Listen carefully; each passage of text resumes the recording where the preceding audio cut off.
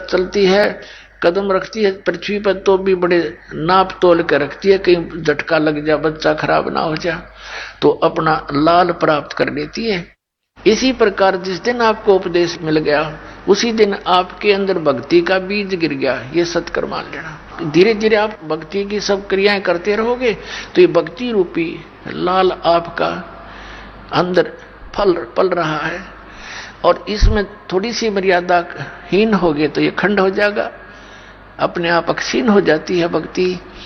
तो जैसे इसमें मर्यादा बहुत अनिवार्य है, जैसे सीता जी थी, श्री रामचंद्र की पत्नी, वनवास में थे, कुटिया बनाकर रह रहे थे, एक बगीची भी बना रखी थी छोटी सी फुलवाड़ी सी फूलों की। तो उसमें एक ऐसी कोई घटना घटी इनके साथ, वो लंबी कहानी है या नहीं बताऊंगा। तो उन्होंने एक रेखा खींच दी थी झोपड़ी के चारों तरफ, और सीता से कह दिया था लक्ष्मण जी ने कि माता, वो बड़ी भाभी थी, उसको माता के तुल डील करता था कि आप जी इस रेखा से बाहर ना जाना, जब तक आप इस रेखा में रहोगी आपको कोई हानि नहीं कर सकता, ना जंगली जानवर कर सकता, ना कोई दानव कर सकता, राक्षस नहीं कर सकता। और वो दोनों भाई फिर मृग के पीछे चले गए थे। एक स्वर्ण मृग दिखाई दिया था, सीता ने कहा था इसको लाओ, किसी तरह लाओ। अब दोनों भाई चले गए उस सीता के कहने से।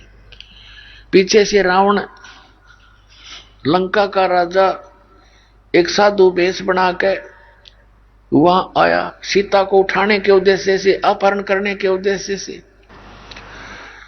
और जो ही वो निकट गया, उसने कहा कि माई भिक्षा देना। तो सीता ने कहा आ जाओ महाराज, कुटिया के निकट आकर ले जाओ। वो जो ही आगे को बढ़ा, रेखा के निकट आते उसमें से अग्नि की लपट निकली। 10 कदम पीछे रावण भाग कर गिरा और कहा कि तुम साधु संतों के साथ ऐसा व्यवहार करते हो, भिक्षा देनी है तो बाहर आकर दे दे। अब सीता ने अपनी जीव सोच से सोचा था कि फर्क पड़े है, साधु है, अभी दे आती हूं भिक्षा, अभी आ जाती हूं वापस। अब वह भिक्षा लेकर बाहर को चली, रेखा पार कर गई, और जो ही भिक्षा डालने लगी उसने बाजू पकड़ ली यहीं से और गेर ली कंधे पे, जा पिटकी 9 लखा बाग में। उसकी जरा सी लगी, क्या फर्क पड़े, और के नाश करा दिया उसने। वो मूर्ख थे तो ये कह कर गए थे इससे बाहर मत जाना, तेरे को हानि हो जाएगी। और फिर कितना नाश कराया, करोड़ों व्यक्ति मारे गए, तब उसको छुटवा के लाए। तो पुण्यात्माओं, ऐसे ये मर्यादाएं हैं।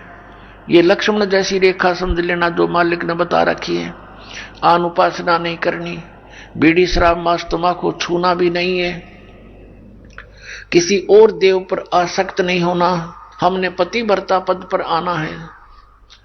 जैसे जो पति भरता पति से राती, आन पुरुष नहीं भावे, बस पीहर में सुरत परितम में, ऐसे ध्यान लगावे। पतिव्रता पत्नी अपने पति के अतिरिक्त किसी भी पुरुष से, वो किसी प्रकार का भी, उसको कोई वस्तु वांछित नहीं होती।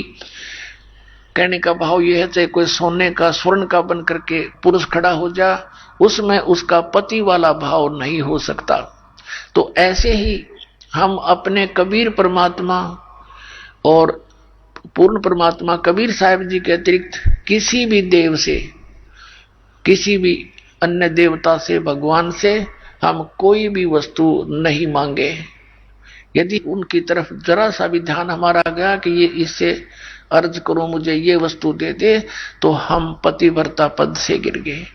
क्योंकि जो परमात्मा ने साधना बताई है उससे ये अपने आप देंगे। कैसे देंगे? एक कैसा दे सब सदे, सब साधे सब जावे, माली सींचे मूल को, फले फूले अगाए। एक कै साधे सब सदे, और सब साधे सब जावे। और माली यानी बुद्धिमान व्यक्ति, माली का अर्थ है जो बाग के पूरे प्रोसेस से परिचित होता है, उसको समझदार व्यक्ति यानी अपने जॉब का मास्टर। तो वो माली सींचे मूल को, माली सींचे मूल को, फले फूले अगाए। तो पुण्यात्मा, आज जो प्रसंग चल रहा था पहले उसको पूरा करते हैं कि जैसे ये सभी काल के पंथ हैं और ये नाम सभी काल के देते हैं। पांचों नाम जैसा आपको घटरामायण में दिखाया था, पांचों नाम काल के जानो, पांच नाम जीव जब भाखा, और छठवां नाम गुप्त कर रखा। इन दोनों छठवां नाम भी कोई नहीं। और फिर नीचे बताया है कि आदि नाम और सतनाम। आदि नाम ले काल गिराऊं, सत नाम ले जीव उभारी, अस चल जाऊं पुरुष दरबारी। सतनाम ये 2 अक्षर का मंत्र है, जिसमें एक ओम है, एक तत् है। श्रीमद् भगवद गीता अध्याय नंबर 17 के श्लोक नंबर 23 में लिखा, ओम तत्सत इति निर्देश ब्रह्मण त्रिविद समर्थ है। ब्रह्मण माने सच्चिदानंद घन ब्रह्म के पाणी का। एक ओम तत्सत केवल यही मंत्र है, नथिंग एल्स। पूरी श्रीमद् भगवद गीता के अंदर केवल 2 स्थानों पर नाम के विषय में जानकारी है। एक तो 8वें अध्याय के 13वें श्लोक में, वो तो गीता ज्ञानदाता ये ब्रह्म है, श्री कृष्ण जी में बोल रहा है। वो कह रहा है कि ओम इति एकाक्षरम ब्रह्म व्यवहारण माम अनुसमरण ये प्रियाति तजंदेहम सयाति परमाम गति। मुझ ब्रह्म का केवल एक ओम मंत्र है, ओम अक्षर, नथिंग एल्स। और जो इसको अंतिम श्वास तक भक्ति करता हुआ शरीर छोड़कर जाता है तो उससे परम गति को प्राप्त होता है। कौन सी परम गति? जो ओम से परम गति हो सकती है। ओम से कौन सी गति होती है? ब्रह्मलोक प्राप्ति होती है। ब्रह्मलोक में गए हुए प्राणी भी वापस आते हैं। 8वें अध्याय के 16वें श्लोक में लिखा है। और गीता ज्ञानदाता 2 अध्याय के 12वें श्लोक में, 4 अध्याय के 5वें और 9वें श्लोक में, 10वें अध्याय के 2 श्लोक में गीता जी में कहता है, अर्जुन तेरे और मेरे बहुत जन्म हो चुके हैं, तू नहीं जानता मैं जानता हूं। तो इसी सिद्ध है कि ब्रह्म का मंत्र का जाप करने वाले भी जन्म मृत्यु के दीर्घ रोग में ही ग्रस्त रहते हैं। फिर 17वें अध्याय के 23वें श्लोक में बताया कि वो सच्चिदानंद घन ब्रह्म की साधना। कौन से सच्चिदानंद घन ब्रह्म? 8वें अध्याय के प्रथम मंत्र में अर्जुन ने पूछा कि हे प्रभु, आपने 7वें अध्याय के 29वें श्लोक में जिस तत्ब्रह्म के बारे में कहा है कि उस तत्ब्रह्म को जानकर, सारे अध्यात्म ज्ञान को जानकर और सभी कर्मों से परिचित व्यक्ति केवल जरा और मरण से छूटने का ही प्रयत्न करता है। जरा माने बुढ़ापा और मरण माने मृत्यु। तो 8वें अध्याय के प्रथम श्लोक में पूछा, फिर किम तत्ब्रह्म, वो तत्ब्रह्म क्या है, अध्यात्म क्या है और ये कर्म क्या है? 8वें अध्याय के 3 श्लोक में गीता ज्ञानदाता ने कहा वो परम अक्षर ब्रह्म है। वो गीता ज्ञानदाता से अन्य है। और 4 अध्याय के 32 और 34 श्लोक का ये निष्कर्ष है कि बताया है कि जो धार्मिक अनुष्ठानों की जानकारी है वो सच्चिदानंद घन ब्रह्म की वाणी में विस्तार से कही गई है। ब्रह्मणे मुखे शब्द है मूल पाठ के अंदर 4 अध्याय के 32वें श्लोक में। तो मूल पाठ में है ब्रह्मणे मुखे। इन्होंने अनुवाद गलत कर दिया, वहां पर गीता अनुवादकर्ताओं ने वेद की वाणी कर दिया। अरे भले आदमियों, ब्रह्म माने वेद होता है, ब्रह्म माने तो भगवान होता है। जैसे और वेद उसका संविधान है, जैसे राजा और संविधान में जो अंतर है, राजा का अर्थ कोई संविधान करता है तो कितना बुद्धिमान होगा, कति मूर्ख है। तो ब्रह्मणे मुखे माने सच्चिदानंद घन ब्रह्म ने अपने मुख कमल से जो ज्ञान उच्चारण किया वो सूक्ष्म वेद है, जो कबीर परमेश्वर ने अपनी वाणी में बोला और धर्मदास जी ने लिपिबद्ध किया, उसको सूक्ष्म वेद कहते हैं, कबीर वाणी है वो। तो यहाँ कहा 4 अध्याय के 32वें श्लोक में और 4 अध्याय के 34वें श्लोक में कि वो तत्व ज्ञान है जो 32 में बताया। और 4 अध्याय के 34 श्लोक में कहा कि उस तत्व ज्ञान को गीता ज्ञान देता कहता मैं नहीं जानता, उसको तो तत्वदर्शी संतों के पास जाकर समझ, उनको दंडवत प्रणाम करने से। गीता ज्ञानदाता पूरी गीता जी में अपने विषय में 18वें अध्याय के और 65वें श्लोक में कहे कि मुझे नमस्कारु, मुझे नमस्कार कर, मुझ में भाव वाला हो, मुझे ही प्राप्त होगा, मेरी पूजा कर। और यहां कहता है कि उनको दंडवत प्रणाम कर। केवल तत्वदर्शी संत को ही दंडवत प्रणाम का विधान है। वो अपने लिए भी कहता मुझे नमस्कार कर और दंडवत प्रणाम उनको कर। और वो तत्वदर्शी संत फिर तुझे उस परमात्म तत्व का ज्ञान कराएंगे। तो 15वें अध्याय के 1 से 4 और 16-17 श्लोक में बताया है कि उल्टा लटका हुआ संसार रूपी वृक्ष है। इस संसार रूपी वृक्ष की समझो ऊपर तो जड़ है, वो तो परोक्ष है, वो दिखाई नहीं देती जड़। जैसे पृथ्वी में वृक्ष की जड़ दिखाई नहीं देती, नीचे जो जमीन से तुरंत बाद हिस्सा दिखाई देता है, पार्ट ऑफ द ट्री, उसको तना बोलते हैं। और उससे ऊपर फिर मोटी शाखा होती है, और उस मोटी शाखा के फिर आगे मोटी डार होती है, उस डार के फिर शाखा होती है, शाखाओं के फिर पत्ते होते हैं। तो ऐसे बताया है कि जो इस उल्टे लटके हुए संसार रूपी वृक्ष की ये सभी स्थिति क्लियर कर दे, तना कौन भगवान है, जड़ कौन भगवान है, डार कौन है, शाखा कौन है, पत्ते क्या है, स वेदवित ऊर्ध्व मूलम अधः शाकम यो अस्तवत्वम प्राहु अव्यम। अब क्या बताया है कि उल्टा लटका हुआ संसार रूपी वृक्ष, जो ऊपर को जड़ और नीचे को अधः शाखम, ये एक अविनाशी पीपल का वृक्ष जानो। और छंदासी यस्य पर्णानी, यानी इसके पत्ते आदि जो छंद हैं, ये तम वेद स वेदवित, जो इसको जानता है, इस सभी छंद को, छंद माने विभागों को, टुकड़ों को, हिस्सों को, जो इस संसार रूपी वृक्ष के सभी भागों को, विभागों को जानता है, स वेदवित, वो तत्वदर्शी संत है। अब ये जानकारी किसने बताई? उस जगत गुरु तत्वदर्शी संत रूप में प्रगट परमेश्वर कबीर देव जी ने आज से 600 वर्ष पहले जो एक संत की भूमिका करने आता है, यथार्थ ज्ञान देने के लिए यहां प्रकट होते हैं, जिसके विषय में वेद गवाही देते हैं कि वो परमात्मा ऐसी लीला करता है। वो सतलोक में रहता है, ऊपर सचखंड में साकार है, नर आकार है, राजा के समान देखा जाता है। वहां से ती करके नीचे संसार में आता है, अपनी अच्छी आत्माओं को मिलता है, उनको उपदेश देता है, यथार्थ ज्ञान बताता है। ये उद्देश्य होता उसका आने का। तो उसी आधार से परमेश्वर सतपुरुष कबीर देव जी, कबीर साहब काशी के अंदर एक दानक की भूमिका की और साथ में तत्वदर्शी संत की भूमिका भी की। और परमात्मा सतपुरुष तो 6 ही थे। तो उन्होंने बताया था अक्षर पुरुष एक पेड़ है, सरपुरुष वाकी डार। अब सीधे शब्दों में समझाए दास आपको, अक्षर पुरुष एक पेड़ है और सरपुरुष वाकी डार, और तीनों देवा शाखा हैं ये पात रूप संसार। उस परमात्मा ने 600 वर्ष पहले बताया था कि उल्टा लटका हुआ संसार रूपी वृक्ष है, इसके ऊपर को जड़ है, वो तो गुप्त है। जो तना दिखाई देता है वो तो समझो अक्षर पुरुष। ये जैसे गीता जी अध्याय नंबर 15 के श्लोक नंबर 16 और 17 में 3 पुरुष हैं, एक सरपुरुष, एक अक्षर पुरुष।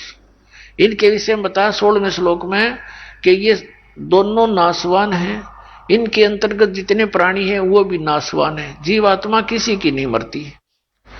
तो ये सरपुरुष है 21 ब्रह्मांड का स्वामी प्रभु, और अक्षर पुरुष है ये 7 संख ब्रह्मांड का प्रभु। और फिर बताया है 17वें श्लोक में 15वें अध्याय के में गीता जी में कि उत्तम पुरुष है तू अन्य, परमात्मा इति उदाहरत है, ये लोग चरम आविश्य विभर्ति अवैश्वर है। ये बताया कि 15वें अध्याय के गीता जी के 17वें श्लोक में कहा कि जो 16वें श्लोक में जिन 2 पुरुषों के विषय में कहा है उनसे कोई अन्य है, वो उत्तम पुरुष। उत्तम पुरुष माने श्रेष्ठ परमात्मा, जिसको परमात्मा कहा जाता है। और ये लोग चरमावी से विवर्ती जो तीनों लोकों में प्रवेश करके सबका धारण पोषण करता है, वो है अव्यय ईश्वर, वो अविनाशी परमेश्वर है। अपुण्यात्मा गीता के अध्याय नंबर 8 के श्लोक नंबर 3 में भी यही प्रमाण दिया है कि वो परम अक्षर ब्रह्म है, वो गीता ज्ञान दाता से अन्य है। अब जैसे उल्टा लटका हुआ संसार रूपी वृक्ष है, उसकी मूल तो वो आदि पुरुष परमेश्वर है, परम अक्षर ब्रह्म है, और अक्षर पुरुष तना है, सरपुरुष उसकी डार है, और तीनों देवा रजगुण ब्रह्मा सतगुण विष्णु तम गुण शिव जी ये शाखा है, आगे पात रूप संसार है। अब परमात्मा ने ये जानकारी स्वयं आकर दी थी, जो दास आज आपको सब सदग्रंथों से मक्खन निकाल कर अपने बच्चों को खिला रहा है। उनको अब ध्यान से ग्रहण करना बहुत बुद्धिमान मानव है, संकेत को भी समझ लेना चाहिए। छोटे छोटे बच्चे इतने बड़े बड़े कंप्यूटरों को चला लेते हैं, इतनी मोटी मोटी किताबों को 10-10 को याद करते हैं, ये छोटी सी बात। वो जो आप अन्य पढ़ाई पढ़ रहे हो वो भी अच्छी बात है, क्योंकि उसके बिना ये भगवान का ज्ञान समझ में आवे नहीं, लेकिन वो तो पेट तक सीमित है, कल मृत्यु हो जाए वो कुछ काम ना आवे। और ये हमारे सदा काम आओगे, यहाँ भी मृत्यु नहीं होने दे, साथ रहेगा भगवान की भक्ति। तो ये प्रथम होनी चाहिए थी हमारे लिए। ये हमने ये तो कति रद्दी के टोकरे में डाल रखी है, जो 1 नंबर का काम था, ये बिना ज्ञान के। अब उस परमात्मा ने बताया है, इसमें एक तो ये कंसेप्ट क्लियर कर दिया कि तत्वदर्शी संत की क्या पहचान है, जो उल्टे रूपी वृक्ष के सभी छंद विभाग बता देगा। सवेदवित, वो वेद के तात्पर्य को सही जानता है, वो तत्वदर्शी संत है। तो वो तत्वदर्शी संत स्वयं परमेश्वर थे, या उसके बाद जो महापुरुष उनके संपर्क में आए, परमात्मा से परिचित हुए, उनको भी यही ज्ञान और नाम प्राप्त हुआ था। वो कौन कौन महापुरुष हैं जो दास के नोटिस में है, नॉलेज में है? आदरणीय धर्मदास साहिब जी, आदरणीय मुल्कदास साहिब जी, आदरणीय दादू साहिब जी, आदरणीय नानक साहिब जी, आदरणीय गरीबदास साहिब जी, गांव छुड़ानी जिला जज्जर हरियाणा वाले, आदरणीय घीसा दास साहिब जी, गांव खेखड़ा जिला मेरठ उत्तर प्रदेश वाले। इनको तो परमात्मा सीधे मिले थे, सचखंड दिखाया था, अपने सतलोक से परिचित कराया। ये वास्तविक नाम उनको दिया कि तुम जाप करो इस मंत्र का, सतनाम का 2 अक्षर के का, और सार नाम भी उनको बताया। लेकिन अभी इसको किसी अन्य को शिष्य को नहीं देना, नहीं तो नकली पंथों का ये हाथ लग गया तो बात बिगड़ जाएगी। मेरा प्रोमिस है इसके साथ, काल के साथ, के पिछली पीढ़ी में मैं हंस ले जाऊंगा, और बीच में अगर तुमने ये डिस्क्लोज कर दिया तो ये काल के दूत भी यही मंत्र दिया करेंगे। ये अधिकारी है नहीं, इससे कोई लाभ नहीं होना इन प्यारी आत्माओं को। ये भी ये सोचेंगे हमारे गुरुजी भी वही साधना देते हैं। अन अधिकारी से प्राप्त मंत्र का लाभ जाप करने से भी यूजलेस है, कोई लाभ नहीं होगा। जैसे कोई ड्राइविंग लाइसेंस ले लो, एक छोटी सी बात है, ये चालक परिणाम पत्र, ये भी अगर डुप्लीकेट हो ना जो इत्तेफाक से, फिर वहां चेक होगा कि डुप्लीकेट लाइसेंस था, सीधी सजा है, उसकी डबल सजा। तो इसी प्रकार इन नकलियों से डुप्लीकेट लाइसेंस भी अगर बनवा लिया जाए, यानी नाम ले लिया, तो भी अनधिकारी होने से फिर आगे मार पड़ती है इनके ऊपर। तो इसलिए उनको कह दिया था भी जिक्र नहीं करना। तो या तो परमात्मा आए थे 600 वर्ष पहले, और या इस दास को अलाउड कर दिया कि इसको सार्वजनिक करो, और ये दास भेज दिया तत्वदर्शी संत बनाकर उस परम पिता कबीर भगवान ने। अब इस दास पर रहम किया परमात्मा ने आपके लिए कि अब खोल दे सारे पिटारे को, खजाना खोल दे मेरे बच्चों के सामने। कल आपने सामने पढ़ा कि सभी पूरी सृष्टि परवानिक हुई, पूरी सृष्टि का मानव इस सतनाम को ग्रहण करेगा, इसके पास कोई विकल्प नजर नहीं आओगा इस ज्ञान के आधार से, और सभी पार होएंगे, सभी सतलोक जाएंगे। इसलिए इंतजार किया।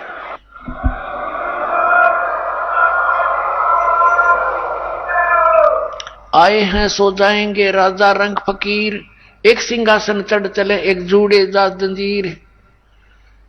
जो भक्ति सत नहीं करते हैं तो डुप्लीकेट संतों के पास करते हैं, वो तो बुरी दुर्गति होकर मरेंगे।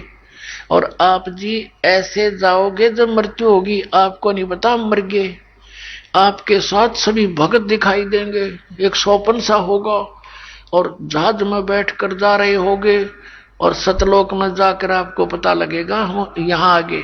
क्योंकि परमात्मा वो काल के सब दावों को समझता है कि इनको यदि थोड़ी सी भी मृत्यु के समय अपने घर की परिवार की याद रहेगी तो उल्टा जन्म लेना पड़ेगा। ये विधान है यहाँ का, जहां आशा तां बासा होई। इसलिए परमात्मा एक तो ज्ञान से आपको परिपूर्ण कर देगा कि सपने में भी यहाँ की किसी वस्तु की इच्छा मत करना, क्योंकि आपकी मृत्यु होनी डेफिनेट है। ये तो सब ना पता है, तो यूनिवर्सल ट्रूथ है। और जब आपकी मृत्यु होगी तो आपका जन्म इस घर में तो हो नहीं सकता, और हो गया तो अन्य रूप में होगा। फिर आपको यहाँ मिलेगा क्या? मान लो पशु बन गया, पक्षी बन गया, तो उन्हें जूते खाने हैं। तो अब अपने बच्चों का करके परवरिश, इनको नाम पर लाओ, ये भी भगवान हवाला हो गए, भी इनकी रक्षक आप होगा परमात्मा।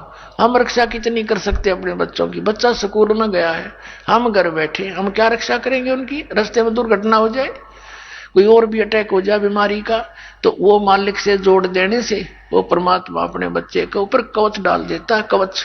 तो जिस कार्य को जीव नहीं कर सकता पीव किया करते हैं, तो हम पीव की शरण लेंगे सब। तो फिर अपना या मन से हटा ले कति के भगवान सपने में भी ना दोबारा जन्म हो जाए ऐसे गंदे लोक में। अब पुणात्मा हम फिर उसी प्रसंग पर आते हैं। इसमें ये पहचान भी बताई है परमात्मा ने। अब इस दास को दिया हुआ ज्ञान 600 वर्ष पहले अपनी अमृतवाणी में लिखा हुआ था, और परमात्मा ने कहा था धर्मदास तो लाख दुहाई, ये मूल ज्ञानी बकित बार न जाई। मूल ज्ञान बार जो पढ़ी बिचली पीढ़ी हंसनी तरही, और इस मूल ज्ञान को तब तक छुपाई जब तक ये द्वादश पंथ ना मिट जाई। अब ये सारे पंथ मुरझा जाएंगे, ये कति खत्म हो जाएंगे। राधा स्वामी, धन धन सतगुरु, जय गुरुदेव पंथ, ब्रह्मा कुमारी और ये निरंकारी, ये सारे देखना, सतपाल का पंथ, ये सुधांशु का पंथ, ये ब्रह्मा विष्णु महेश को ये सर्वशक्तिमान बताते हैं, आसाराम जैसे ये बहकारे दुनिया को। अब ये कति खत्म हो जाएंगे। कैसे होंगे? जैसे पहले हम किसान परिवार में जन्म था दास का, खेतों में देखा करते थे, वर्षा होती थी, कहीं पर आम के पौधे उग जाते थे, कहीं पर नीम के, तो हम कहीं कहीं से उनको निकाल लाते थे जमीन से अपने खेतों में लगाने के उद्देश्य से। तो किसी की निकालते समय मिट्टी हटगी, जड़ दिखाई देगी, तो दूसरा साथी जो कहा करता तेरा पौधा ना जामे भी नहीं लगेगा, क्यों कि इसकी जड़ राम ने देख ली, इसकी जड़ राम ने देख ली, यानी मिट्टी हटगी और साफ होगी, दोबारा लाया करते, संभाला करते, पानी पात डालना नहीं पाते थे, तो वो सूख जाया करते थे, लगाते अवश्य थे उनको, वो सूख जाते थे।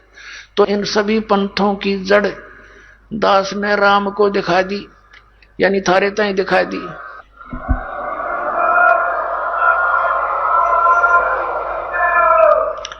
अब ये सारे मुरझा जाएंगे कुछ दिनों में, देख लियो। टोल के टोल आवेंगे, इन झुंड के झुंड रोते आया करेंगे। अब कितने दिन रोकेंगे इनको, झूठ बोल बाल के, झूठे आदेश दे करके। सबको भगवान चाहिए, सबको मोक्ष की आवश्यकता है, सबके घरों में दुख है, सुख केवल परमेश्वर दे सकता है, वो सुखदायी परमात्मा केवल कबीर साहिब है और कोई भगवान नहीं है। अब प्रसंग चल रहा है कि इसमें एक पहचान बताई है कि उल्टे लटके संसार रूपी वृक्ष के सभी भाग बता देगा, वो तत्वदर्शी संत है। फिर 15वें अध्याय के 4थे श्लोक में कहा कि तत्वदर्शी संत की प्राप्ति के उपरांत परमेश्वर के उस परम पद की खोज करनी चाहिए, जहां जाने के बाद साधक फिर लौटकर कभी संसार में नहीं आता।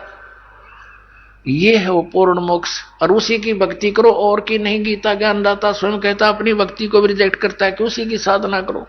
फिर 15वें अध्याय के 17वें श्लोक में बताया कि उत्तम पुरुष तो अन्य है, जो 16वें श्लोक में सर्व पुरुष और अक्षर पुरुष के विषय में जानकारी है, उनसे भी अन्य है वो परमात्मा, और उस तीनों लोकों में प्रवेश करके सबका धारण पोषण करता है।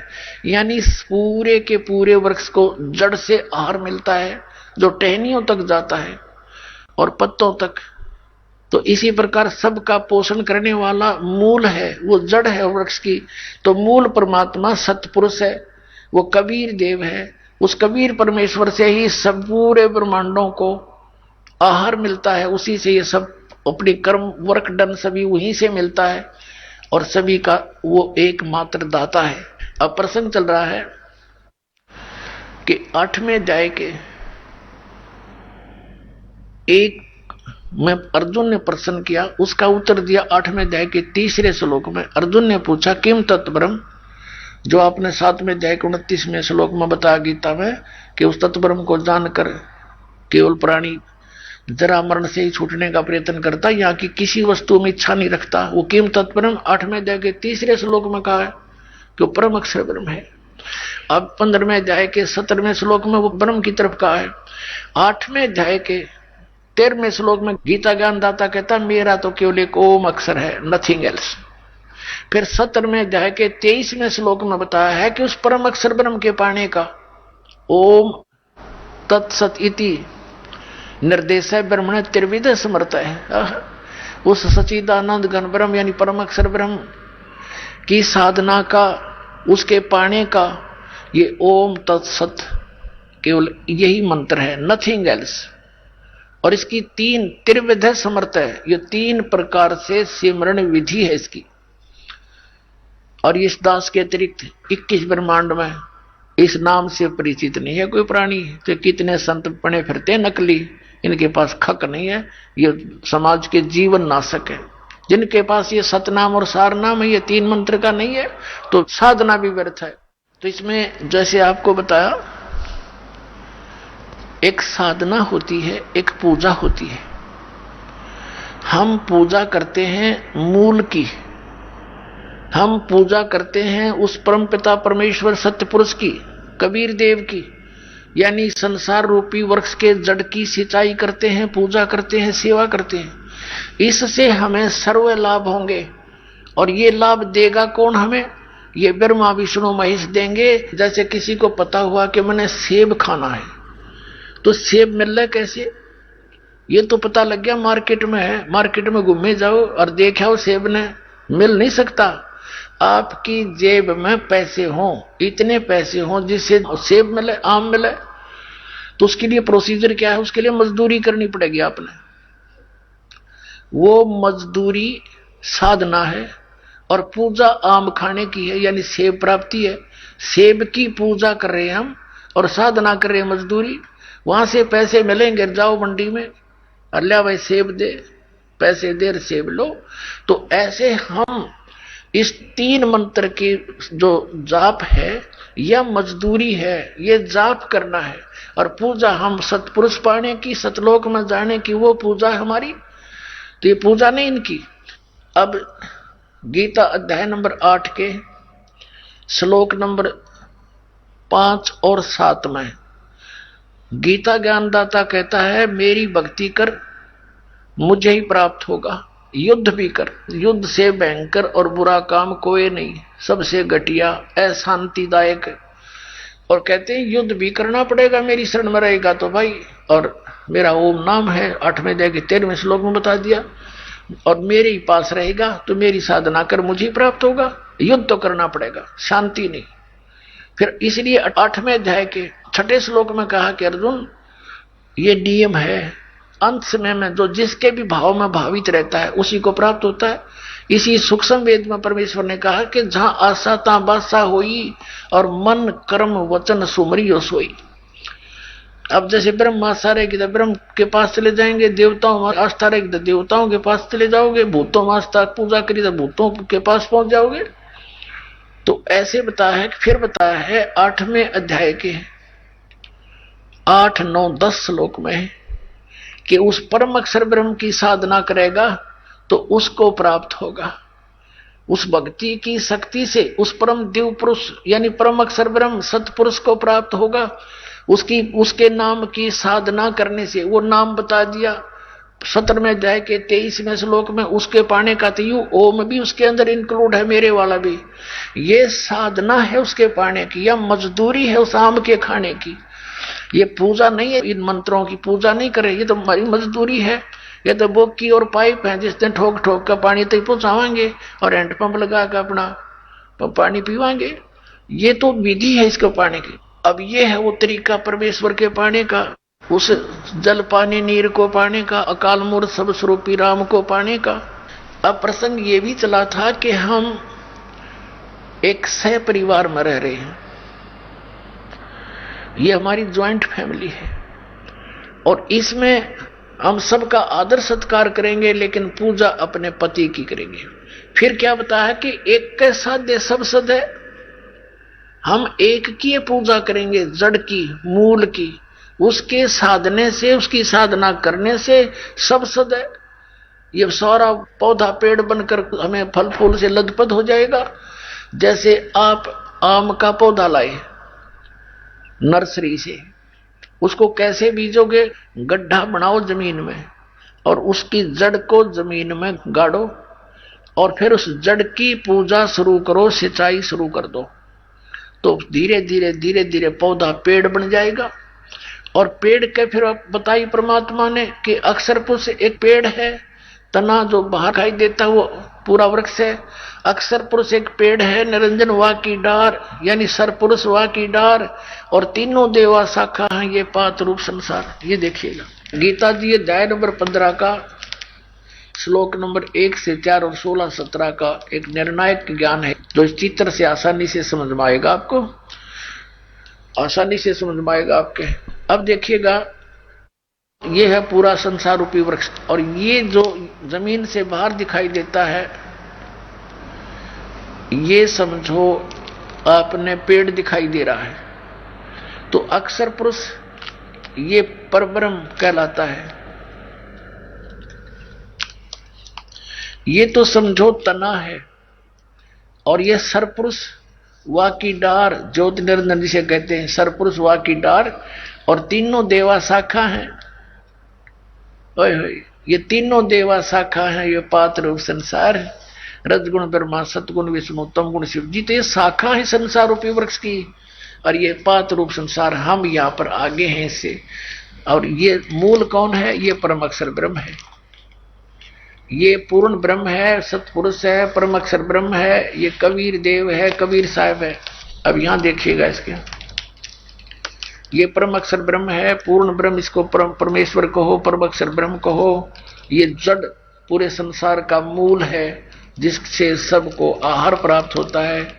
और ये नीचे तीनों गुण रूपी रजगुण ब्रह्मा, सतगुण विष्णु, तम गुण शिव जी रूपी ये शाखा है। अब यहां परमात्मा ने अपनी अमृतवाणी में कहा था, कबीर अक्षर पुरुष एक पेड़ है, निरंजन वा की डार, सरपुरुष निरंजन कहो, सरपुरुष कहो, और तीनों देवा शाखा हैं, भाई पाते रूप संसारी। अपने आत्मा हमने एक का साध्य सब सद, सब साध्य सब जावे, शास्त्र विधि त्याग का मनमानी पूजाएं शुरू कर दी हमने, ब्रह्मा विष्णु महेश की साधना शुरू कर दी। कोई ज्यादा से ज्यादा मुश्किल से ब्रह्म की साधना तक पहुंचते हैं। अभी तक ये ऋषि मैं ऋषि, तो ये सारी शास्त्र विरुद्ध साधना इनकम्प्लीट साधनाएं थी, जिस कारण से इनका मोक्ष नहीं हुआ, इनको प्रभु प्राप्ति हुई नहीं, फल प्राप्ति हुई नहीं, इनके जीवन नष्ट हो गए। तो क्या किया इन्होंने? जैसे हमने पौधा कैसे बीजना चाहिए देखिएगा, हमने पौधे को गड्ढा बना के और ऐसे बीजना था, और फिर इसकी पूजा करनी थी, जड़ की पूजा करनी थी। हम पानी डाल रहे हैं इसमें, तो ये सारा जड़ से मूल से आहार पूरा तना में, ये अक्षर पुरुष में, अक्षर पुरुष से डार ज्योति निरंजन सरपुरुष में, ब्रह्म में, और ब्रह्म से यानी सरपुरुष से फिर तीनों शाखाओं में, रजगुण ब्रह्मा, सतगुण विष्णु, तम गुण शिव जी में। और फिर यहाँ इन टहनियों का फल लगने थे। अब हमने क्या कर दिया, टहनियों का फल लगे देखकर इन की पूजा शुरू कर दी। ये देखिएगा, हमने ऐसी पूजाएं शुरू कर रखी हैं। ये है शास्त्र विधि त्याग कर मनमाना आचरण, उल्टा बीजा हुआ पौधा। तो परमात्मा कहते हैं, एक कैसा दे सब सदे, सब साधे सब जावे, माली सींचे मूल को, फुले फुले गोय। हम ऐसे कर रहे हैं, ब्रह्मा विष्णु महेश की पूजा करते हैं। परमात्मा ने कहा था, तीन देव की जो करते भक्ति, उनकी कदे ना होवे मुक्ति। गुण तीनों की भक्ति में ये भूल पड़ो संसार, कहे कबीर निज नाम बिना कैसे उतरो पार। अब परमात्मा ने यही कहा था और दास भी यही प्रार्थना करता है। कई भक्त कहते हैं जो प्रथम बार हमारे भक्तों से सुनते हैं तो एकदम नाराज हो जाते हैं कि तुम्हारे गुरुजी तो ब्रह्मा विष्णु महेश की साधना छुड़वाते हैं, हम नहीं सुनते उनकी बातों को, हमें बड़ा ठेस पहुंचता है। भले पुरुषों, पूरा ज्ञान सुनो, अच्छा लगे तो ग्रहण करो। एक सेंटेंस सुन लेने से पूरा कंप्लीट ज्ञान नहीं होता। तो इस प्रकार दास क्या कहता है कि तुम इस ब्रह्मा विष्णु महेश की पूजा करते हो, टहनियों की पूजा कर रहे हो, जिस कारण से आपका भक्ति रूपी पौधा सूख गया, कोई लाभ आपको प्राप्त नहीं होता। ये दास क्या कहता है, किसी को छोड़ना नहीं। ब्रह्मा विष्णु महेश को हम छोड़ नहीं सकते, क्योंकि ये संसार रूपी वृक्ष की वो शाखा है जिनका फल लगेंगे। अब क्या बताया है गीता जी अध्याय नंबर 3 के और श्लोक नंबर 10 से लेकर 15 तक स्पष्ट किया है कि इन देवताओं को तुम शास्त्र अनुकूल साधना करके इनको बढ़ाओ और यज्ञ धार्मिक अनुष्ठान करो। और यज्ञ से बढ़े हुए यज्ञ माने शास्त्र अनुकूल साधना, भक्ति कर्म, धार्मिक अनुष्ठान शास्त्र अनुकूल करने से और मूल परमात्मा को इष्ट मानकर पूजा करने से फिर ये देवता तुम्हें बिना मांगे फल देंगे। अब जैसे हम शास्त्र अनुकूल साधना करेंगे और पूर्ण परमात्मा जो सारे संसार का मूल है उसकी पूजा करेंगे, उसको इष्ट रूप में पूजेंगे, तो उससे ही सारे कर्म शास्त्र अनुकूल भक्ति कर्म बनकर ब्रह्मा विष्णु महेश्वर के पास आएंगे। ये तो क्लर्क समझो हमारे यहाँ के परमात्मा के, और ये हमें फिर आगे फल देंगे। जितने जिसकी वर्क डन है, कमाई है, सारा कुछ कमाई जोड़ जाड़ के सारे मेहनत, सारे तनख्वाह पूरे महीने की क्लर्क कैशियर के पास आ जाती है और जाकर सब वहां कैशियर से लेते हैं।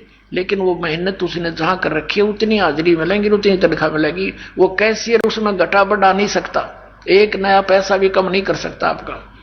तो ये स्थिति है ब्रह्मा विष्णु महेश की। तुम लागे कैशियर की पूजा करने, और वो जहां मेहनत करनी थी वह नौकरी छोड़ दी जहां से वो तनख्वाह बन का हुई थी। अब देखना श्रीमद् भगवत गीता, इसके जयदयाल गोविंद का अनुवादक है, गीता प्रेस गोरखपुर से प्रकाशित है। इसके अध्याय नंबर 3 के श्लोक नंबर 10। अब इसके अध्याय नंबर 3 देखिएगा, इसमें क्या बताया है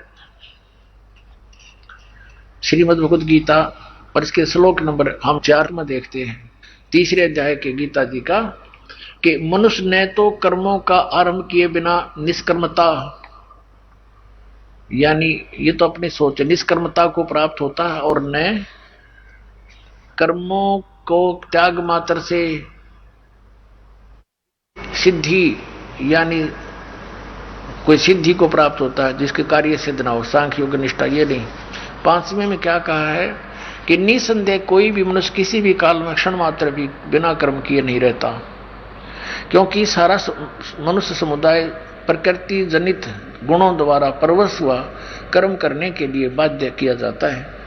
अब 6 में क्या कहा है, जो मूढ़ बुद्धि मनुष्य समस्त इंद्रियों को हठ पूर्वक ऊपर से रोककर मन से इंद्रियों के विषयों को चिंतन करता रहता है, वह मिथ्याचारी दम्भी कहता है।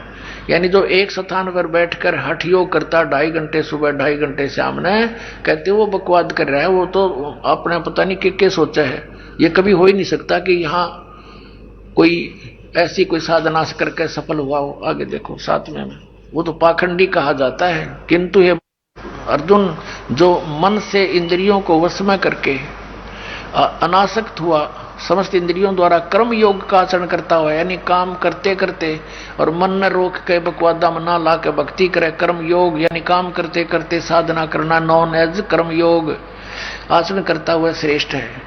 8वें में कहा है कि तू शास्त्र विहित सदग्रंथों में लिखे हुए भक्ति कर्म करते हुए कर्म कर, क्योंकि कर्म न करने की अपेक्षा कर्म करना, यानी हठ योग, एक जगह बैठकर समाधिस्थ होने की अपेक्षा कर्म करना, यानी काम करते करते साधना करना श्रेष्ठ है। तथा कर्म न करने से तेरा निर्वाह भी तो नहीं सिद्ध होगा, तेरा पेट कैसे पड़ेगा जब तू एक जगह बैठ के हठ योग करता रहा। फिर 9वें में कहा है कि यज्ञ के निमित्त किए जाने वाले कर्मों से के अतिरिक्त दूसरे कर्मों में लगा हुआ ये मनुष्य समुदाय कर्मों से बनता है।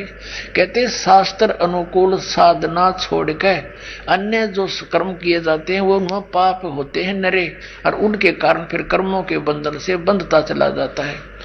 इसलिए अर्जुन आसक्ति से रहित होकर उस यज्ञ के निमित्त कर्तव्य कर्म कर, यानी कर्ण योग्य शास्त्र अनुकूल साधना कर। आगे देखो अब 10वें में क्या कहा है कि शास्त्र विधि अनुकूल साधना करने वाले के विषय में कहा कि प्रजापति ब्रह्मा ने कल्प के आदि में यज्ञ सहित प्रजाओं को रचकर कहा था, तुम लोग इस यज्ञ के द्वारा, यज्ञ माने धार्मिक शास्त्रों को साधना, धार्मिक अनुष्ठानों के द्वारा वृद्धि के प्राप्त हो, तुम्हें भी लाभ मिलेगा यथार्थ, और यह यज्ञ तुम लोगों को इच्छित भोग देने वाला होगा, शास्त्र अनुकूल साधना। 11वें में कहा है कि इस यज्ञ के द्वारा देवताओं को उन्नत करो और वो देवता तुम लोगों को उन्नत करें। इस प्रकार निस्वार्थ भाव से एक दूसरे को उन्नत करते हुए तुम लोग परम कल्याण को प्राप्त हो जाओगे। फिर 12वें में कहा है कि यज्ञ के द्वारा बढ़ाए हुए देवता, यज्ञ के द्वारा बढ़ाए हुए देवता तुम लोगों को बिना मांगे ही इच्छित भोग निश्चय ही देते रहेंगे, और इस प्रकार उन देवताओं के द्वारा दिए हुए भोगों को जो पुरुष इनको बिना दिए, यानी शुभ कर्मों से प्राप्त, शास्त्रों को साधना से प्राप्त धन का आगे फिर भक्ति में नहीं, धर्म नहीं करता, तो बिना दिए ही तो स्वयं ही भोगता है, वह तो चोर ही है, सतेन है। अब फिर आगे निष्कर्ष बताता हूं, थोड़ा फिर क्लियर करेंगे। 13वां है यज्ञ से बचे हुए अन्न को खाने वाले श्रेष्ठ पुरुष सब पापों से मुक्त हो जाते हैं। जो पापी लोग, यानी जो साधना नहीं करते, दान धर्म नहीं करते, वे अपना शरीर पोषण के लिए ये अन्न पकाते हैं, वे तो पाप को ही खाते हैं। अब 14 और 15 में क्या स्पष्ट किया है, यहां लिखा है, ये 14 और 15 इकट्ठा ही है। संपूर्ण प्राणी अन्न से उत्पन्न होते हैं। अन्न की उत्पत्ति वृष्टि यानी वर्षा से होती है, वर्षा यज्ञों से होती है, और यज्ञ शास्त्र विहित कर्मों से उत्पन्न होने वाले हैं, यानी शास्त्र अनुकूल साधनाओं से सही भक्ति कर्म बनते हैं। और कर्म समुदाय को कर्म को ब्रह्म उद्भव, इन्होंने ब्रह्म का अर्थ वेद कर दिया, उद्भव माने उत्पन्न। यहां लिखना था ये कर्म, हम काल के लोक में, ब्रह्म के लोक में फंसे तो हमने ये कर्म करने पड़े, इनके बिना मोक्ष और साधना नहीं बन सकती। इसका भाव ये है कि ये कर्म समुदाय को तू इस ब्रह्म से उत्पन्न जान, इस काल के द्वारा ये कर्म विधि विधान बनाया गया है यहाँ का, और ब्रह्म का अर्थ ने वेद कर दिया। नहीं, यहां लिखना था ब्रह्म को, यानी सर्वपुरुष को अविनाशी परमात्मा से उत्पन्न हुआ जान। अक्षरम अक्षर उद्भवम, यानी इस ब्रह्म को, ये गलत लिखा है इन्होंने, ब्रह्म लिखना था, ब्रह्म को, सर्वपुरुष को अविनाशी परमात्मा से उत्पन्न हुआ जान। इससे सिद्ध होता है कि सर्वव्यापी परम अक्षर ब्रह्म, सर्वगतम ब्रह्म, ये ओनली ब्रह्म नहीं है, इसके साथ परम ब्रह्म, सर्वगतम ब्रह्म, परम अक्षर ब्रह्म, सर्वव्यापी परम अक्षर ब्रह्म परमात्मा ही सदा यज्ञों में प्रतिष्ठित है। सभी यज्ञों में वो परम अक्षर ब्रह्म ही इष्ट रूप में पूज्य है, सबका वही प्रतिष्ठित है, पूज्य है। अब ये दास आपको फिर बताएगा, इसको जब समझ में आओगी, क्योंकि आप विद्यार्थी हो, ये दास इसका आध्यात्मिक टीचर है। और टीचर वही होता है जो बच्चों को उंगलियां पे गिनवा दे और पूरा सिलेबस याद करा दे। सिलेबस से बाहर जो पढ़ाता वो उनका नाशक है जीवन का। अब आपने देखा कि संसार रूपी वृक्ष की हम जड़ की पूजा करेंगे तो बड़े होगा पेड़, बड़ा होकर टहनिया का फल लगेंगे तीनों देवताओं के, रजगुण ब्रह्मा, सतगुण विष्णु, तमगुण शिव जी के। अब इसमें क्या बताया है तीसरे अध्याय में 10वें 11वें श्लोक में कि तुम शास्त्र अनुकूल साधना करो जिससे तुम्हें बहुत लाभ मिलेगा, और उस यज्ञ के द्वारा बढ़े हुए देवता शास्त्र अनुकूल साधना से, मूल की पूजा करने से, परम अक्षर ब्रह्म को इष्ट रूप में पूजा करने से, वो संसार रूपी वृक्ष के बढ़े हुए देवता यानी बड़े होकर के टहनी बने हुए बड़े बड़े बढ़कर वो फिर तुम्हें बिना मांगे ही इच्छित भोग देते रहेंगे।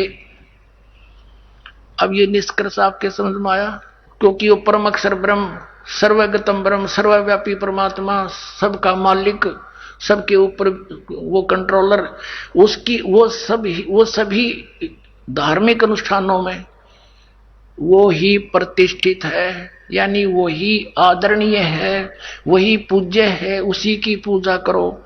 और उसकी मूल रूपी संसार रूपी वृक्ष के मूल की जो मूल है उसकी पूजा करने से ये तीनों गुण रूपी देवता, बढ़े हुए देवता, ये शाखा बड़ी होकर के आपको बिना मांगे फल देंगे। अब जैसे हमने ये पौधा बोया, देखिएगा ये शास्त्र अनुसार साधना हमने की, ये इसी पूजा की तो क्या होगा, ये पेड़ बड़ा होगा, फिर ये पेड़ बन जाएगा, ऐसे ये पेड़ बन गया।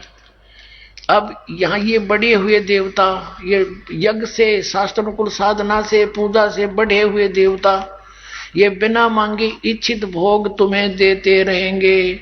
जब हम शास्त्र अनुकूल साधना करेंगे आपके भक्ति क्रम बनकर ब्रह्मा विष्णु महेश के पास आएंगे, क्योंकि यहाँ के ये कैसी रस्म दो, फिर ये बिना मांगे देंगे, लदपद हो जाएंगे ये शाखाएं, अपने आप तोड़ो और खाओ, खुद भी खर्चो औरों को भी खिलाओ। अब देखना फिर एक सेकंड आपको दिखाते हैं, यही गीता, श्रीमद् भगवत गीता, यही तीसरा अध्याय हम पढ़ रहे हैं। अब 10वां है कि प्रजापति ब्रह्मा ने कल्प की आदि में यज्ञ सहित प्रजाओं को रचकर उनसे कहा था कि तुम लोग यज्ञ के द्वारा यानी शास्त्र अनुकूल साधना से वृद्धि को प्राप्त हो, अपने शुभ कर्मों को बढ़ाओ, और यह यज्ञ तुम लोगों को इच्छित भोग प्रदान करने वाले हों। ये 5 यज्ञ होती हैं जो दास आपको बताएगा। 11वें में कहा कि इस यज्ञ के द्वारा देवताओं को उन्नत करो, यानी मूल की पूजा करोगे जड़ की, तब वो देवता रजगुण ब्रह्मा, सतगुण विष्णु, तमगुण शिव जी रूपी शाखा उन्नत होंगे। वे देवता तुमको उन्नत करें, फिर वो तुम्हें फल देंगे।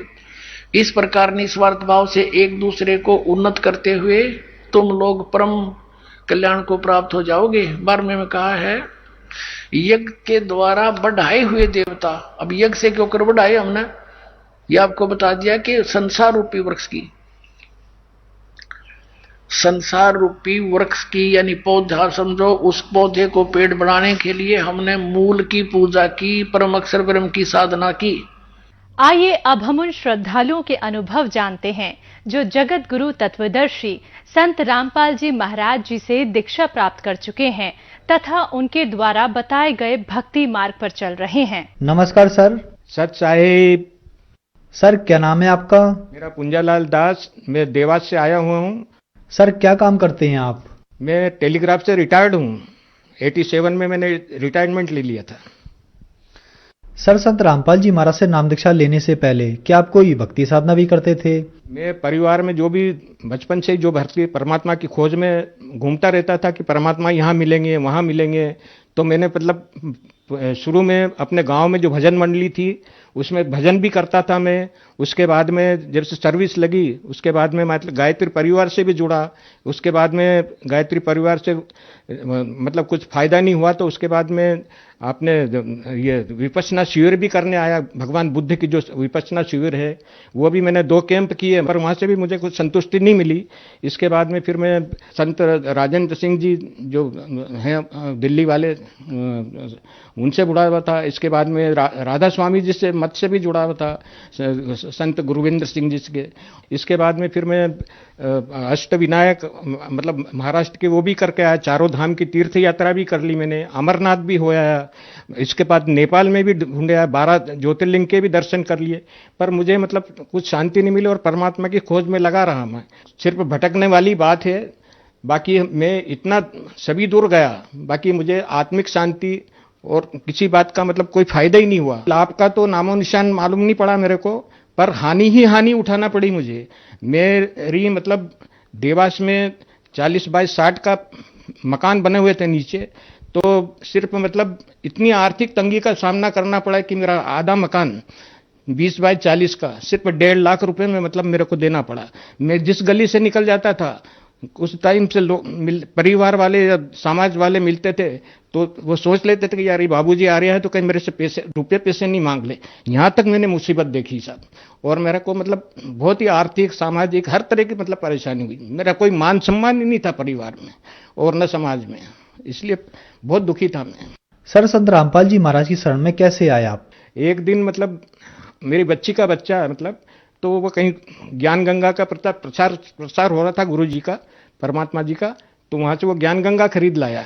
आज तक कोई किताब नहीं लाया था वो मेरे लिए, पर उस दिन वो ले आया तो बोले नाना जी आप ये किताब पढ़ो। मैंने उसको पढ़ी और पढ़ने के बाद में एक हमारा मतलब मित्र है बालगढ़ में देवास का ही, उसको ज्ञान गंगा पढ़ने को दी मैंने। पढ़ने के बाद में उसने भी पढ़ी, फिर हमने मतलब दोनों ने विचार किया कि भाई अपन चलते हैं कि भाई ऐसे संत कौन से हैं मतलब कि जो ऐसा ज्ञान बता रहे हैं। तो हम मतलब खाली परमात्मा की खोज में मतलब निकले दोनों। तो हम करीब 11:30-12 बजे मतलब बरवाला परमात्मा के आश्रम में पहुंचे, और बाद में सुबह उठे तो भगत लोगों ने बताया कि भाई आपको नामदान लेना की इच्छा है कि नहीं। तो मैंने कहा हम आए तो नहीं है इस हिसाब से, हम तो आए थे कि भाई ऐसे परमात्मा जो ज्ञान दे रहे हैं मतलब कौन है, मतलब वो देखने के हिसाब से आए थे। तो भक्तों ने हमें शर्तें बताई, तो मैंने कहा ये सब शर्तें हम मानते हैं, हम तो शुरू बचपन से ही मतलब करते आ रहे हैं। मतलब नामदान का फार्म भरवाया और उसके बाद में नामदान लिया। नामदान के बाद में रामपाल जी महाराज के दर्शन के लिए मतलब लाइन में लगे, और संत रामपाल जी महाराज ने सिर पे हाथ रख के और आशीर्वाद दिया। सर, संत रामपाल जी महाराज से नाम दीक्षा लेने के बाद क्या आपको कोई लाभ भी प्राप्त हुए? सर जी, मैं जब से संत रामपाल जी महाराज की शरण में आया उस टाइम से मुझे लाभ ही लाभ होने लगे। अब मैंने ऊपर मकान का काम शुरू किया था, जो बाकी बचा था हिस्सा उसमें, तो उसके भी मतलब कर्जा ले लेके मैंने बनाया था उसको, पर परमात्मा ने वो कर्जा मतलब कैसे निपटाया वो मेरे को समझ में नहीं आ रहा है। और आज मतलब कोई कर्जे का मतलब किसी के पास हाथ मांगने की कोई जरूरत नहीं पड़ रही है मुझे। संत रामपाल जी महाराज ने मुझे जीवन दान भी दिया। छत के ऊपर मतलब मैं टंकी है पानी की, तो वहाँ पानी देखने के लिए गया था, तो नीचे कमरे में जहाँ ऊपर छत पे तो पंखा लगा हुआ था, तो उस पर स्पार्किंग हो रहा था, तो मैंने कनेक्शन कटवा दिए थे उसके बच्चों से। और जैसे ही मैं बाद में ऊपर टंकी पे पानी देखने गया तो वह जहाँ पर पंखा लगा था वहाँ मुझे ऐसा झिनझिनी हुई और करंट का एहसास हुआ। तो मैं नीचे पानी में ही उतर के आया और अपने परिवार वाले बच्चों को बताया, मैंने कहा भैया ऊपर मत जाना क्योंकि वहाँ पे करंट आ रहा है। फिर बच्चों ने टेस्टर लगा के देखा, सरिये पे लगाया, सरिये में भी करंट फैला हुआ था। तो मुझे परमात्मा ने जीवन दान दिया है। ऐसे परमात्मा को मैं कैसे भूल सकता हूँ, बहुत दयालु है परमात्मा। संत रामपाल जी महाराज ने आज मुझे गाड़ी घोड़े परिवार सब बच्चों से मतलब किसी बात की तकलीफ नहीं है मुझे, और मैं आज परमात्मा की शरण में रह के और बहुत खुश हूँ। और मेरे परिवार में भी मतलब देवी ये प्रेत बाधाएं से बहुत पीड़ित लोग थे। मतलब मेरे छोटे भाई की मिसेस, मेरे बड़े भाई के मतलब जो मेरी भाभी लगती है उनको परी माँ जी, भेरू महाराज ये सब आते थे। तो ये मेरे जाने से ही और मेरे परिवार के सभी लोगों को रामपाल जी महाराज के सबको नाम दिलवाया। मेरे 4-5 भाई हैं, उनको भी मतलब परिवार को दिया। मेरा परिवार पूरा सत्संगी है, और जिस दिन से ये सब जुड़े हैं, जिस दिन से वो प्रेत भाजाएं वगैरह कोई प्रकार की मतलब आज तक नहीं हुई है। सर, यहाँ आप परमात्मा शब्द किन के लिए संबोधित कर रहे हैं? परमात्मा तो शब्द मतलब मैं हमारे सदगुरुदेव रामपाल जी महाराज के लिए उपयोग कर रहा हूँ, और उनके लिए परमात्मा के अलावा और कोई दूसरा शब्द ही मेरे पास में नहीं है, क्योंकि इतनी दया हुई है कि आज उनके हिसाब से ही मतलब मैं जिंदा हूँ इस पृथ्वी पर। सर जी, मेरे को मतलब पुरानी बीमारी यहाँ थी, मतलब पाइल्स की भी शिकायत होती थी और मतलब हर्निया की भी शिकायत हो रही थी। हमारे घर के बच्चों ने कहा कि बाबूजी बोले ऑपरेशन करवा लो, तो मैंने कहा नहीं, मैं गुरुजी की शरण में हूँ, रामपाल जी महाराज की शरण में हूँ, तो मेरे को मतलब कोई ऑपरेशन की जरूरत ही नहीं है, परमात्मा करेंगे और जैसे वो रखेंगे वैसे ही रहूंगा मैं। तो आज तक मैंने कोई ऑपरेशन नहीं करवाया और आज मतलब मेरे को करीब 10 किलोमीटर पैदल भी चला जाऊं तब भी ये हर्निया की कोई प्रकार की शिकायत नहीं होती है और मुझे मतलब परमात्मा की काफी दया से मतलब मैं स्वस्थ हूँ। एक दिन मतलब ट्रेन में बैठे तो दिल्ली के वहाँ जैसे उतरे पुरानी दिल्ली में, तो उसके थोड़ी दूर पे दो ही भगत थे हम, मतलब तो मैं ऊपर सीट पे सोया हुआ था और एक भगत वो नीचे था। तो थोड़ी दूर था दिल्ली, पुरानी दिल्ली। तो उस भगत ने बोला कि बाबूजी आप उठिए आओ, बोले अब अपना दिल्ली आने वाला है। तो मैं जैसे ही अपनी दरी वरी उठाकर नीचे गेट के सामने ही हम दो भगत बैठ गए। तो जैसे ही हम बैठे और उस डिब्बे में मतलब मारकूट शुरू हो गई। लोगों ने मतलब जेब से पैसे वगैरह निकालना, जबरदस्ती हाथ डाल डाल के, और मेरी जिस सीट पे सोया था उसी से वो फंटा एक तोड़ के उसने और सब मारने लगे वो लोग। हम वहाँ बैठे रहे पर परमात्मा ने इतनी दया करी, रामपाल जी महाराज ने, कि हमारे तरफ उन लोगों की निगाह ही नहीं गई। हमें मतलब परमात्मा ने समझ लो गायब भी कर दिया। अब हमारे पास भी दूर की यात्रा थी तो हम 4-4, 5-5 हजार रुपए रख के लाए थे, पर हमारे को परमात्मा ने उस टाइम भी बचा लिया। सर, भगवान प्राप्ति के लिए आप बहुत सारे तीर्थ स्थलों पर गए, अमरनाथ गए, चारों धाम गए और आपने राधा स्वामी पंथ से भी नाम दीक्षा ले रखी थी। आज के समय में जो श्रद्धालु ये साधना कर रहे हैं, चाहे वह धाम पर जाते हैं, तीर्थ स्थलों पर जाते हैं या राधा स्वामी पंथ से जुड़े हुए हैं, आप उन्हें क्या कहना चाहेंगे? जबकि आप भी यह साधना कर रहे थे, आपको कोई लाभ नहीं हुआ। सर जी, मैं मतलब मेरे हम उम्र और अपने छोटे बड़े सभी भाई बहनों से यही प्रार्थना करना चाहूँ कि मैं बहुत भटक लिया हूँ और मुझे मतलब कहीं से भी मतलब किसी प्रकार का फायदा और सुख शांति नहीं मिली है। और आप सब लोगों से यही प्रार्थना है कि आप अपने ये पुरानी परिपाटी छोड़ दें और संत रामपाल जी महाराज के सानिध्य में आकर और मतलब उनसे नामदान ले। और ये संत रामपाल जी महाराज वो हमारे यहाँ के 5 मालिक हैं, उन 5 मालिकों के ही नाम दे रहे हैं। भाई यहाँ के 5 मालिक हैं, गणेश जी, माता जी, ब्रह्मा, विष्णु और शंकर। तो आप लोग गलत फहमी हो और इन असली मंत्रों को प्राप्त करके और अपने जीवन का कल्याण करवाए। ते भी मतलब मत मतांतर को पालन करने वाले हैं, उन सभी से करबद्ध प्रार्थना करता हूँ कि आप मेरी तरह सभी मत मतांतर और झूठी श्रद्धा भक्ति छोड़ के हमारे संत रामपाल जी महाराज की शरण में आए और उनसे नाम दीक्षा लेकर और अपना जीवन का कल्याण करवाए। आप लोगों को पता होना चाहिए कि जो सही नाम है वो हमारे गुरुजी के पास ही है। धन्यवाद सर।